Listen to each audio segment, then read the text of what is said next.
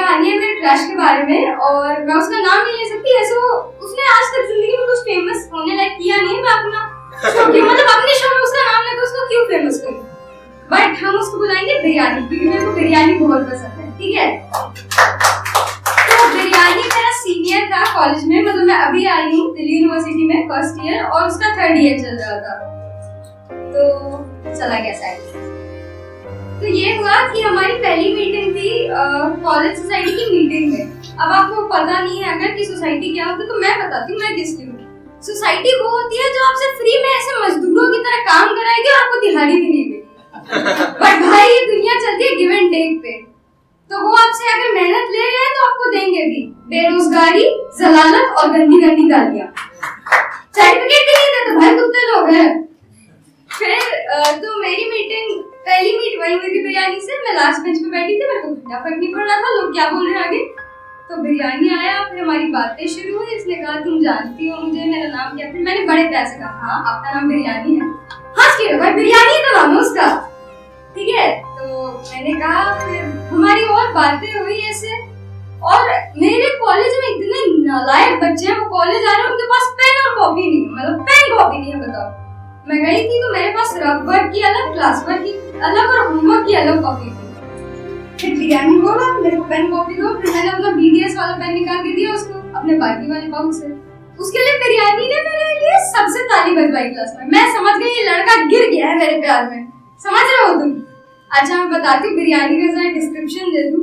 इतना सुंदर भाई, वो लौंडे को तुम सामने से देख लो ना, मतलब तुम हुस्न परी, तुम जाने जाओ, तुम सबसे हंसी, तुम सबसे जाओ। वो जो सौंदर्य साबुन निर्मा का अगर मेल वर्जन होता ना बिरयानी होता। इतना लंबा चौड़ा गोरा, इतना सुंदर, उसके डिंपल इतने प्यारे और परफेक्ट पड़ते थे बिल्कुल यहाँ दोनों साइड, मतलब ऐसा लगता था ड्रिल मशीन से छेद कर दिया हो किसी ने गालों में उसके। इतने प्यारे डिंपल, उस गड्ढे में कूद के मैं अपनी आत्महत्या कर लेती, इतने प्यारे डिंपल। तो हमारी पहली मीट ऐसी हुई थी कि और दूसरी मीट हुई तो हम इवेंट करा रहे थे साथ में कॉलेज सोसाइटी में। तो उसने मेरे को कहा आलिया तुम ना मेरे को बहुत क्यूट सी बच्ची सी लगती हो, जो लाइफ बॉय की एक्ट नहीं आती। मैंने बस क्यूट पे फोकस किया, इतना सुंदर लौंडा बोल रहा है, बच्चे बच्चे नहीं सुनते हैं, क्यूट सुनते हैं बस। ठीक है, फिर हमारी मैसेज पे ऐसे बात होना शुरू हुई। तो मैंने एक इंस्टाग्राम स्टोरी लगाई थी जिसमें मैं स्विमिंग कर रही थी। तो उसने मुझसे पूछा तुम्हें तैरना आता है? अब मैंने दिया प्रो निब्बी वाला जवाब, एकदम ऐसे नहीं ऐसे छोटी निब्बी, प्रो निब्बी वाला जवाब दिया मैंने कहा हाँ, ताकि मैं आपकी, मैंने सीख लिया ताकि मैं आपकी आंखों में डूब ना जाऊं। मैंने उसके लिए शायरी भी लिखी थी, मतलब आप लोगों जैसे प्रो शायर तो नहीं, बट शायरी तो करो भाई।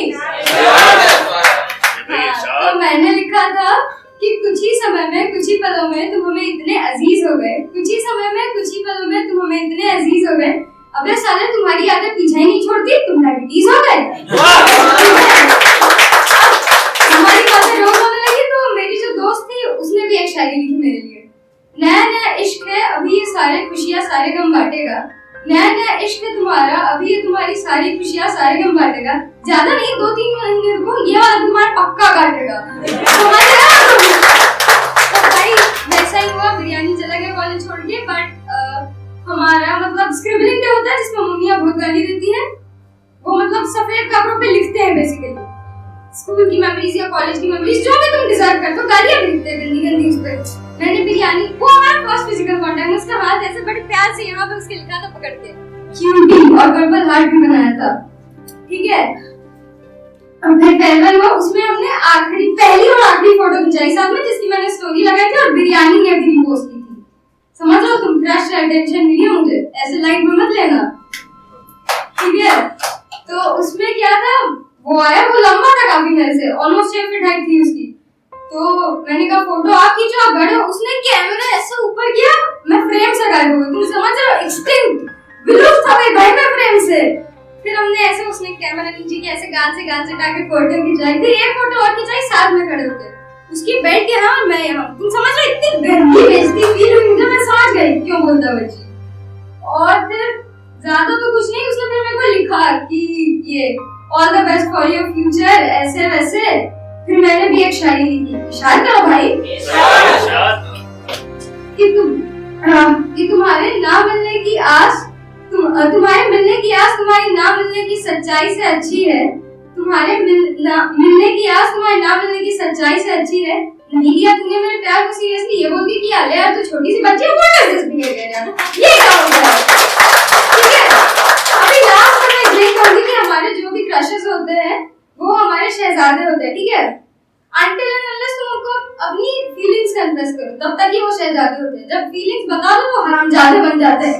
इतना भाव भरेंगे, इतना भाव भरेंगे ना, खत्म कर देते हैं बस। Thank you.